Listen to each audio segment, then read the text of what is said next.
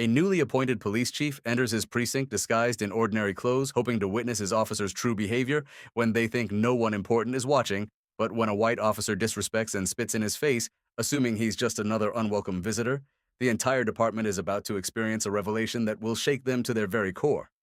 It was a sweltering Tuesday morning in August when Richard Nelson, the freshly appointed police chief, stepped out of his vehicle in the center of Blue Ridge, a modest city nestled within the rolling hills of North Carolina. Wearing nothing more than a casual plaid shirt, faded jeans, and worn sneakers, he bore no resemblance to someone who had dedicated 20 years to ascending the ranks of law enforcement. This disguise was completely intentional. Richard firmly believed in witnessing reality as it truly existed, not through the carefully orchestrated lens of formal meetings or rehearsed greetings. As a black man assuming a leadership position in a precinct surrounded by rumors of misconduct, he was determined to observe his department without any filters. What better approach than to blend seamlessly into the background? The precinct parking lot hummed with activity as officers moved about their daily routines. Richard carefully surveyed the scene, taking note of casual conversations and occasional glances directed his way. Nobody appeared to recognize him, which came as no surprise since his appointment had been announced only days earlier, and he had deliberately chosen not to publicize his arrival before the official inspection scheduled for later that morning. He adjusted his baseball cap and drew a deep breath. The enormous responsibility of eliminating the toxicity that had taken root within the department weighed heavily upon his shoulders. While he was no stranger to facing resistance, he understood this position would challenge him in unprecedented ways. As he approached the building, faint sounds of laughter drifted through the air. Richard entered through the precinct's side entrance, unnoticed amid the steady hum of casual conversation and ringing telephones. The polished floors gleamed under harsh fluorescent lighting, and the lingering aroma of stale coffee permeated the atmosphere. He moved deliberately, carefully observing the interactions around him. Groups of officers clustered near desks, some exchanging stories while others reviewed paperwork. No one paid him any attention until he paused near the break room. "Hey, you!" A sharp voice pierced through the ambient noise. Richard turned to see a white officer approaching him with a smug grin spread across his face. His badge identified him as Officer Daniels. Behind him, several others leaned against the wall, watching with obvious interest. Richard began to speak, but Daniels refused to give him the opportunity. "Lost, are we?" "This isn't a homeless shelter," the officer declared, his tone dripping with contempt. "You need to take that mess somewhere else." Richard froze as the words struck him like a physical blow. He remained uncertain whether to immediately correct the man or allow the situation to continue unfolding. Before he could make a decision, Daniels stepped closer, raising his voice for the benefit of his audience. "Didn't you hear me? Get out of here. We don't need people like you loitering around." Laughter erupted from the spectators, and Richard clenched his jaw, his heart racing. He attempted to respond, but Daniels leaned in until their faces were mere inches apart. Then, without any warning whatsoever, the officer spat directly into Richard's face. Time appeared to freeze. Richard's breath caught as the warm saliva trickled down his cheek. Around him, the laughter intensified. One officer slapped a nearby table, doubled over in amusement, while another muttered something about showing troublemakers their proper place. Richard's mind raced as he felt his pulse thundering in his ears, yet he maintained his composure. He reached into his pocket, retrieving a handkerchief to clean his face with slow, measured movements. "Is this how you treat everyone who enters through these doors?" he asked, his voice remaining calm but resolute. Daniels smirked. "Only the ones who don't belong here." The group burst into laughter once again, but Richard said nothing. Instead, he turned and walked down the hallway, leaving the officers behind as he headed toward the precinct's main office.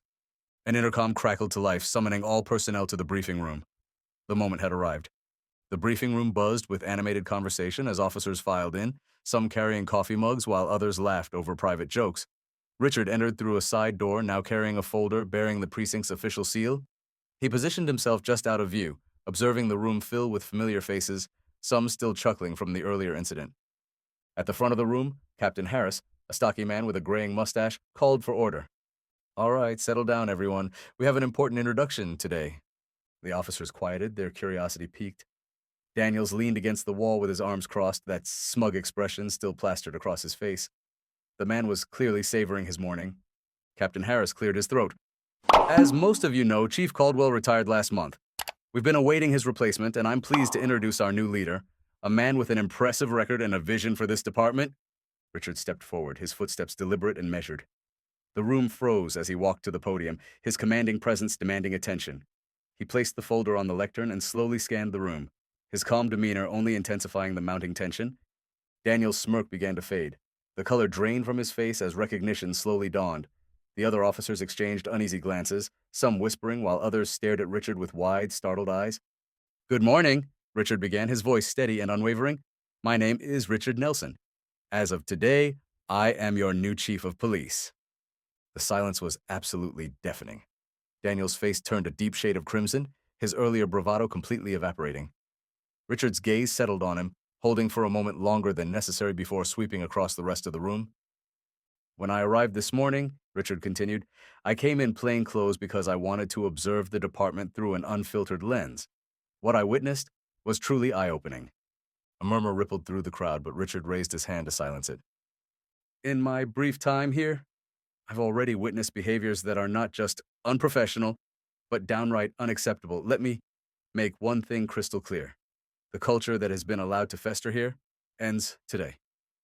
The room remained eerily quiet, the weight of his words sinking deep into every person present. Daniels shifted uncomfortably, his eyes darting toward the floor. Richard took a step closer to the edge of the podium, his tone sharp but completely controlled. "Respect is not optional. It's the foundation of everything we do as law enforcement.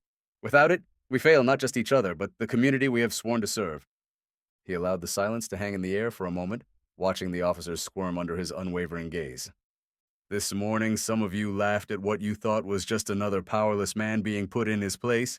But let me remind you, everyone who walks through those doors deserves respect, whether they're wearing a badge or not." His words sliced through the room like a razor-sharp blade. No one dared to move. Richard let the silence linger, his gaze unrelenting. The tension in the room was almost suffocating, each officer acutely aware of the gravity of his words. Daniels shifted again, his discomfort evident as beads of perspiration formed on his brow. But Richard wasn't finished. "I understand that change is difficult," he said, his voice steady, but laced with unmistakable authority. "But let me be absolutely clear. There will be zero tolerance for behavior that disrespects the dignity of any individual, whether they are a colleague, a civilian, or anyone else." He stepped down from the podium, walking slowly toward the officers. His presence was commanding, yet his tone carried a controlled intensity that made every word resonate. "Officer Daniels," Richard said, stopping just a few feet away from the man. Daniels flinched, his earlier bravado completely dissolved. "You," Richard continued, locking eyes with him, "represent everything that's broken in this department. When you spat in my face, it wasn't just me you disrespected. It was the badge, the oath, and the community we swore to protect." Daniels stammered, "Chief, I didn't know." "That's exactly the problem," Richard interrupted, his voice razor-sharp. "You didn't care to know.